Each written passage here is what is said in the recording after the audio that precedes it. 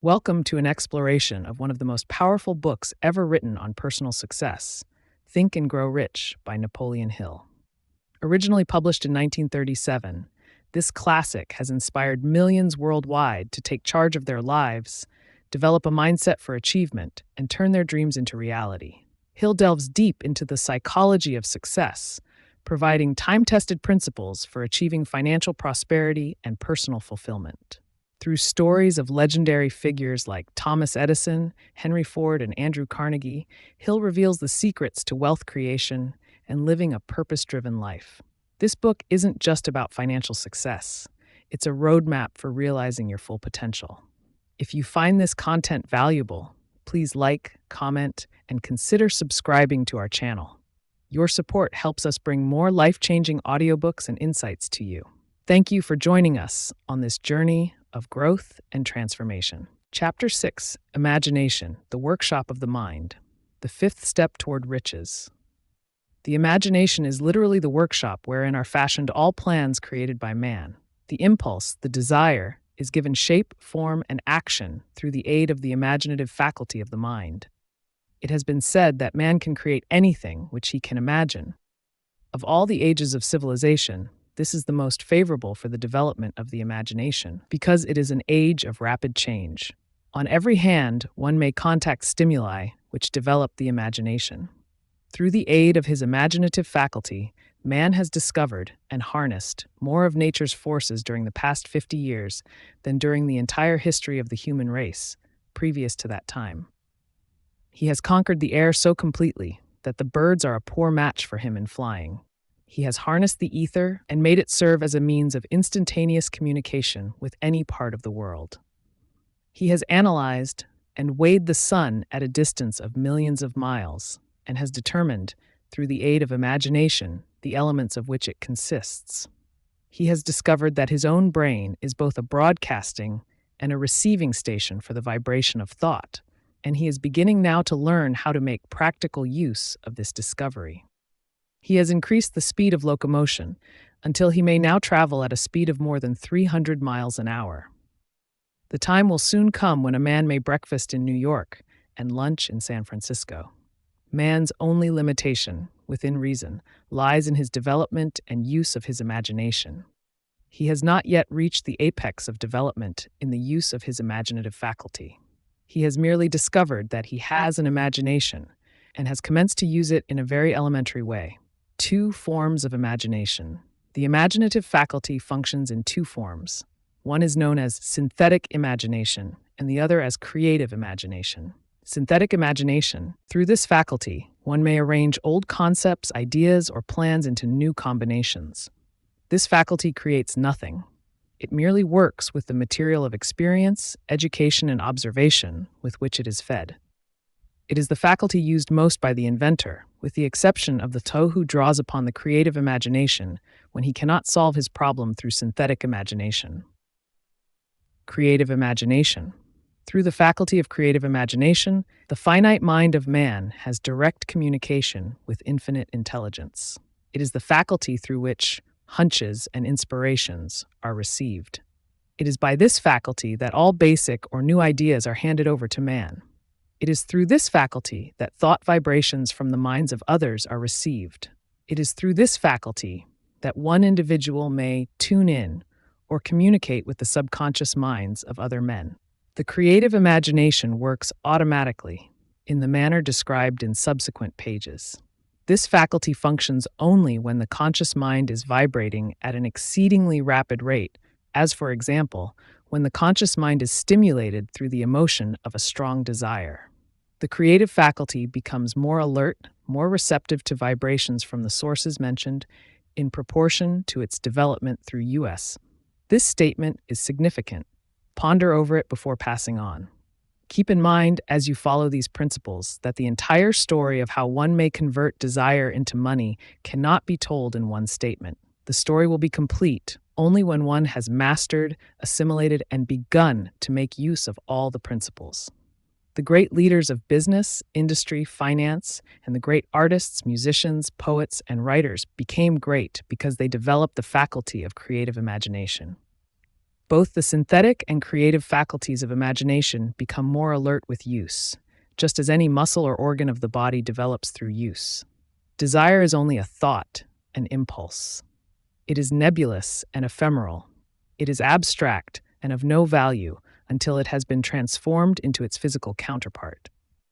While the synthetic imagination is the one which will be used most frequently, in the process of transforming the impulse of desire into money, you must keep in mind the fact that you may face circumstances and situations which demand the use of the creative imagination as well. Your imaginative faculty may have become weak through inaction. It can be revived and made alert through USEs. This faculty does not die, though it may become quiescent through lack of use. Center your attention for the time being on the development of the synthetic imagination, because this is the faculty which you will use more often in the process of converting desire into money. Transformation of the intangible impulse of desire into the tangible reality of money calls for the use of a plan or plans. These plans must be formed with the aid of the imagination and mainly with the synthetic faculty. Read the entire book through, then come back to this chapter and begin at once to put your imagination to work on the building of a plan or plans for the transformation of your desire into money. Detailed instructions for the building of plans have been given in almost every chapter. Carry out the instructions best suited to your needs. Reduce your plan to writing if you have not already done so. The moment you complete this, you will have definitely given concrete form to the intangible desire. Read the preceding sentence once more. Read it aloud, very slowly, and as you do so, remember that the moment you reduce the statement of your desire and a plan for its realization to writing, you have actually taken the first of a series of steps, which will enable you to convert the thought into its physical counterpart. The earth on which you live, you, yourself, and every other material thing are the result of evolutionary change, through which microscopic bits of matter have been organized and arranged in an orderly fashion. Moreover, and this statement is of stupendous importance, this earth, every one of the billions of individual cells of your body, and every atom of matter began as an intangible form of energy. Desire is thought impulse. Thought impulses are forms of energy. When you begin with the thought impulse, desire, to accumulate money, you are drafting into your service the same stuff that nature used in creating this earth and every material form in the universe, including the body and brain in which the thought impulses function. As far as science has been able to determine, the entire universe consists of but two elements, matter and energy. Through the combination of energy and matter has been created everything perceptible to man, from the largest star which floats in the heavens down to, and including man himself. You are now engaged in the task of trying to profit by nature's method. You are, sincerely and earnestly, we hope, trying to adapt yourself to nature's laws by endeavoring to convert desire into its physical or monetary equivalent. You can do it. It has been done before. You can build a fortune through the aid of laws which are immutable. But first, you must become familiar with these laws and learn to use them. Through repetition, and by approaching the description of these principles from every conceivable angle, the author hopes to reveal to you the secret through which every great fortune has been accumulated. Strange and paradoxical as it may seem, the secret is not a secret. Nature, herself, advertises it in the earth on which we live, the stars, the planets suspended within our view, in the elements above and around us, in every blade of grass and every form of life within our vision. Nature advertises this secret in the terms of biology, in the conversion of a tiny cell so small that it may be lost on the point of a pin into the human being now reading this line. The conversion of desire into its physical equivalent is certainly no more miraculous. Do not become discouraged if you do not fully comprehend all that has been stated. Unless you have long been a student of the mind, it is not to be expected that you will assimilate all that is in this chapter upon a first reading. But you will, in time, make good progress. The principles which follow will open the way for understanding of imagination. Assimilate that which you understand as you read this philosophy for the first time. Then, when you reread and study it, you will discover that something has happened to clarify it and give you a broader understanding of the whole. Above all, do not stop nor hesitate in your study of these principles until you have read the book at least 3 times, for then you will not want to stop. How to make practical use of imagination. Ideas are the beginning points of all fortunes. Ideas are products of the imagination. Let us examine a few well-known ideas which have yielded huge fortunes, with the hope that these illustrations will convey definite information concerning the method by which imagination may be used in accumulating riches. The Enchanted Kettle. 50 years ago, an old country doctor drove to town, hitched his horse, quietly slipped into a drugstore by the back door, and began dickering with the young drug clerk. His mission was destined to yield great wealth to many people. It was destined to bring to the South the most far-flung benefit since the Civil War. For more than an hour, behind the prescription counter, the old doctor and the clerk talked in low tones. Then the doctor left. He went out to the buggy and brought back a large, old-fashioned kettle, a big wooden paddle used for stirring the contents of the kettle, and deposited them in the back of the store. The clerk inspected the kettle, reached into his inside pocket, took out a roll of bills, and handed it over to the doctor. The roll contained exactly $500 to the clerk's entire savings. The doctor handed over a small slip of paper on which was written a secret formula. The words on that small slip of paper were worth a king's ransom. But not to the doctor.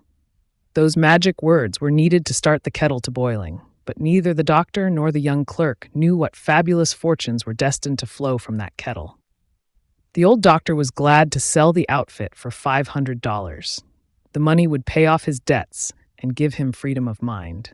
The clerk was taking a big chance by staking his entire life's savings on a mere scrap of paper and an old kettle. He never dreamed his investment would start a kettle to overflowing with gold that would surpass the miraculous performance of Aladdin's lamp. What the clerk really purchased was an idea. The old kettle and the wooden paddle and the secret message on a slip of paper were incidental. The strange performance of that kettle began to take place after the new owner mixed with the secret instructions, an ingredient of which the doctor knew nothing. Read this story carefully. Give your imagination a test. See if you can discover what it was that the young man added to the secret message, which caused the kettle to overflow with gold. Remember, as you read, that this is not a story from Arabian Nights.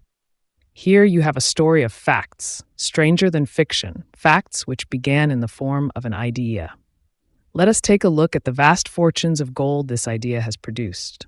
It has paid, and still pays huge fortunes to men and women all over the world who distribute the contents of the kettle to millions of people. The old kettle is now one of the world's largest consumers of sugar, thus providing jobs of a permanent nature to thousands of men and women engaged in growing sugarcane and in refining and marketing sugar. The old kettle consumes annually millions of glass bottles, providing jobs to huge numbers of glass workers. The old kettle gives employment to an army of clerks, stenographers, copywriters, and advertising experts throughout the nation. It has brought fame and fortune to scores of artists who have created magnificent pictures describing the product. The old kettle has converted a small southern city into the business capital of the South, where it now benefits, directly or indirectly, every business and practically every resident of the city. The influence of this idea now benefits every civilized country in the world, pouring out a continuous stream of gold to all who touch it. Gold from the kettle built and maintains one of the most prominent colleges of the South, where thousands of young people receive the training essential for success. The old kettle has done other marvelous things. All through the world depression, when factories, banks, and business houses were folding up and quitting by the thousands, the owner of this enchanted kettle went marching on, giving continuous employment to an army of men and women all over the world, and paying out extra portions of gold to those who, long ago, had faith in the idea. If the product of that old brass kettle could talk, it would tell thrilling tales of romance in every language. Romances of love, romances of business, romances of professional men and women who are daily being stimulated by it. The author is sure of at least one such romance, for he was a part of it, and it all began not far from the very spot on which the drug clerk purchased the old kettle. It was here that the author met his wife, and it was she who first told him of the enchanted kettle. It was the product of that kettle they were drinking when he asked her to accept him for better or worse. Now that you know the content of the enchanted kettle is a world-famous drink, it is fitting that the author confess that the home city of the drink supplied him with a wife, also that the drink itself provides him with stimulation of thought without intoxication, and thereby it serves to give the refreshment of mind which an author must have to do his best work.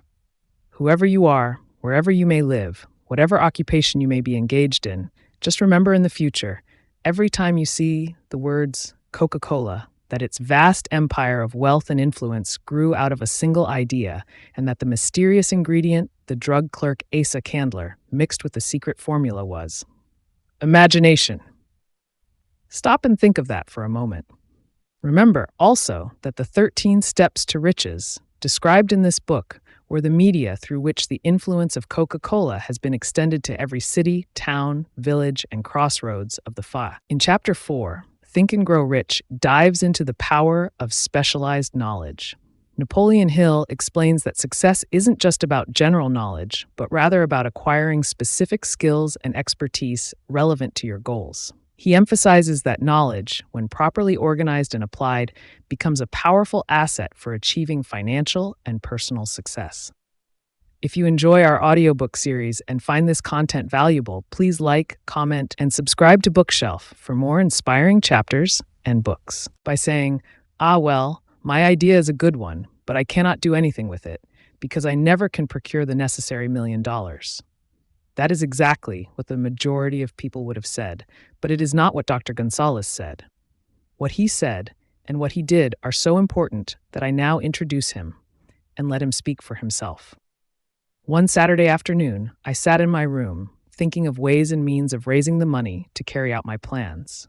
For nearly 2 years, I had been thinking, but I had done nothing but think. The time had come for action. I made up my mind, then and there, that I would get the necessary $1 million within a week. How? I was not concerned about that. The main thing of importance was the decision to get the money within a specified time.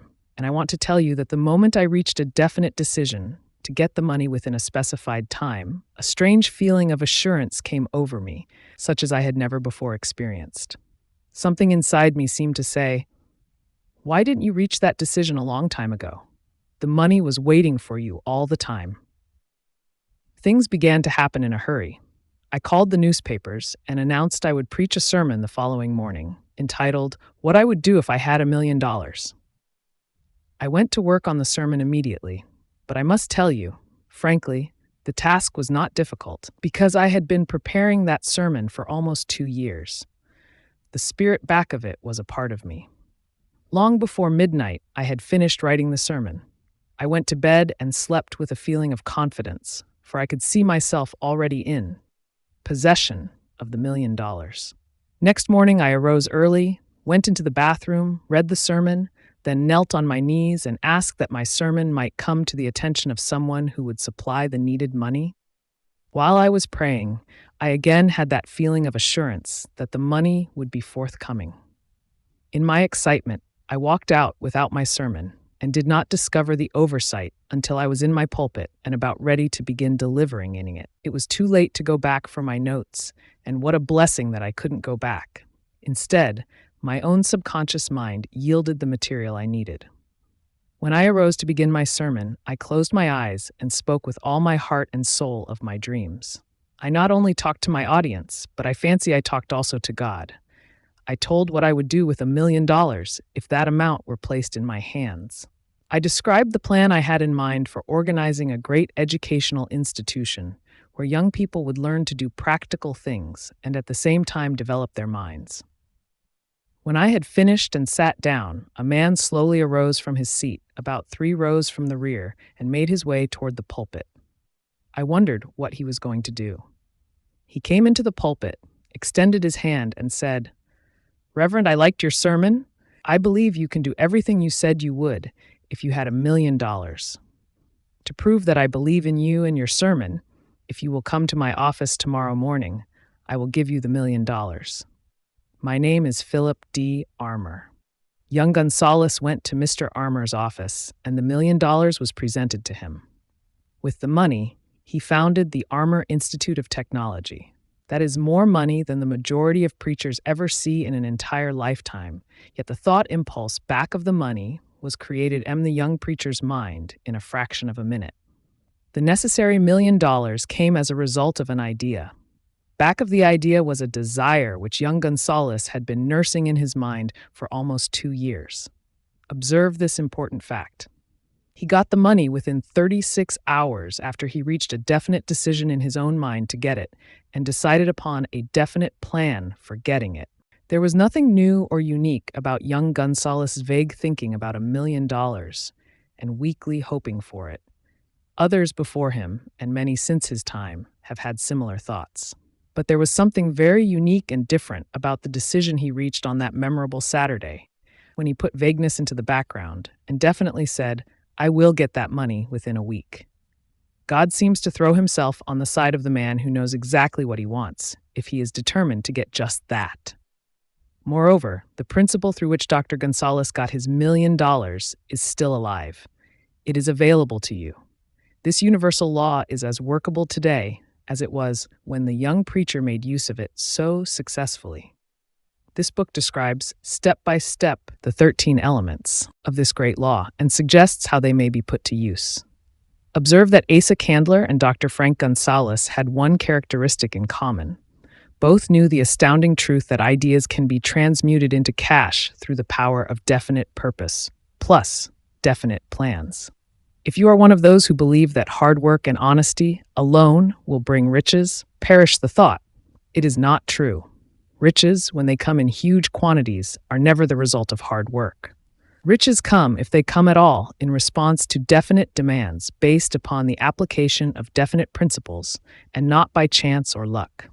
Generally speaking, an idea is an impulse of thought that impels action by an appeal to the imagination.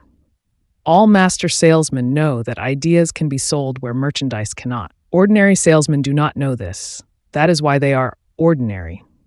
A publisher of books which sell for a nickel made a discovery that should be worth much to publishers generally. He learned that many people buy titles and not contents of books. By merely changing the name of one book that was not moving, his sales on that book jumped upward more than 1 million copies. The inside of the book was not changed in any way. He merely ripped off the cover bearing the title that did not sell and put on a new cover with a title that had box office value. That, as simple as it may seem, was an idea. It was imagination. There is no standard price on ideas. The creator of ideas makes his own price, and if he is smart, gets it. The moving picture industry created a whole flock of millionaires. Most of them were men who couldn't create ideas, but they had the imagination to recognize ideas when they saw them. The next flock of millionaires will grow out of the radio business, which is new and not overburdened with men of keen imagination. The money will be made by those who discover or create new and more meritorious radio programs and have the imagination to recognize merit and to give the radio listeners a chance to profit by it.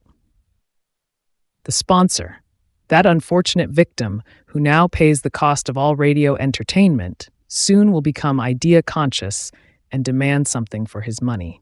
The man who beats the sponsor to the draw and supplies programs that render useful service is the man who will become rich in this new industry. Crooners and light chatter artists who now pollute the air with wisecracks and silly giggles will go the way of all light timbers, and their places will be taken by real artists who interpret carefully planned programs which have been designed to service the minds of men as well as provide entertainment. Here is a wide-open field of opportunity, screaming its protest at the way it is being butchered because of lack of imagination and begging for rescue at any price. Above all, the thing that radio needs is new ideas. If this new field of opportunity intrigues you, perhaps you might profit by the suggestion that the successful radio programs of the future will give more attention to creating buyer audiences and less attention to listener audiences. Stated more plainly, the builder of radio programs who succeeds in the future must find practical ways to convert listeners into buyers. Moreover, the successful producer of radio programs in the future must key his features so that he can definitely show its effect upon the audience.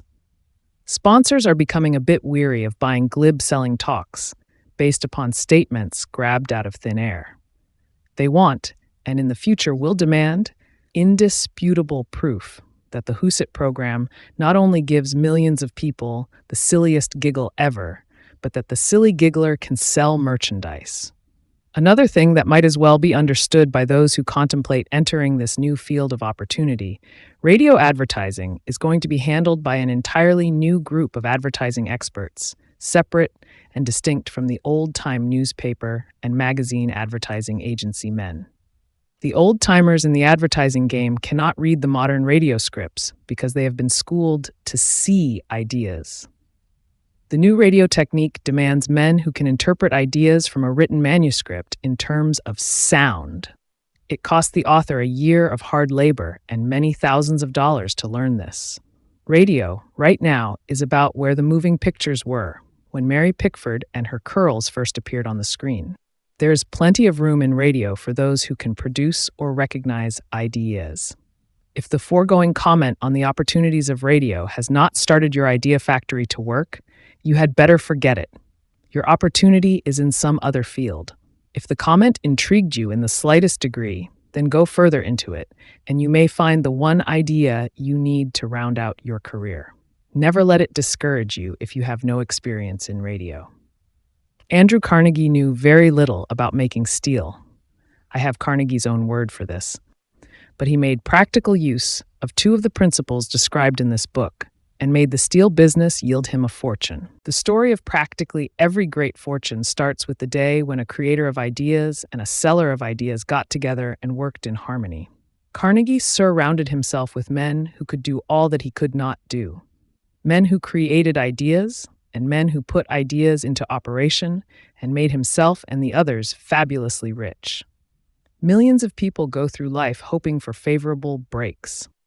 Perhaps a favorable break can get one an opportunity, but the safest plan is not to depend upon luck. It was a favorable break that gave me the biggest opportunity of my life, but 25 years of determined effort had to be devoted to that opportunity before it became an asset. The break consisted of my good fortune in meeting and gaining the cooperation of Andrew Carnegie. On that occasion, Carnegie planted in my mind the idea of organizing the principles of achievement into a philosophy of success. Thousands of people have profited by the discoveries made in the 25 years of research, and several fortunes have been accumulated through the application of the philosophy. The beginning was simple. It was an idea which anyone might have developed. The favorable break came through Carnegie, but what about the determination, definiteness of purpose, and the desire to attain the goal, and the persistent effort of 25 years? It was no ordinary desire that survived disappointment, discouragement, temporary defeat, criticism, and the constant reminding of waste of time. It was a burning desire, an obsession. When the idea was first planted in my mind by Mr. Carnegie, it was coaxed, nursed, and enticed to remain alive. Gradually, the idea became a giant under its own power, and it coaxed, nursed, and drove me. Ideas are like that. First, you give life and action and guidance to ideas, then they take on power of their own and sweep aside all opposition. Ideas are intangible forces, but they have more power than the physical brains that give birth to them. They have the power to live on after the brain that creates them has returned to dust. For example, take the power of Christianity. That began with a simple idea, born in the brain of Christ. Its chief tenet was, do unto others as you would have others do unto you. Christ has gone back to the source from whence he came, but his idea goes marching on. Someday, it may grow up and come into its own. Then it will have fulfilled Christ's deepest desire. The idea has been developing only 2,000 years. Success requires no explanations, failure permits no alibis.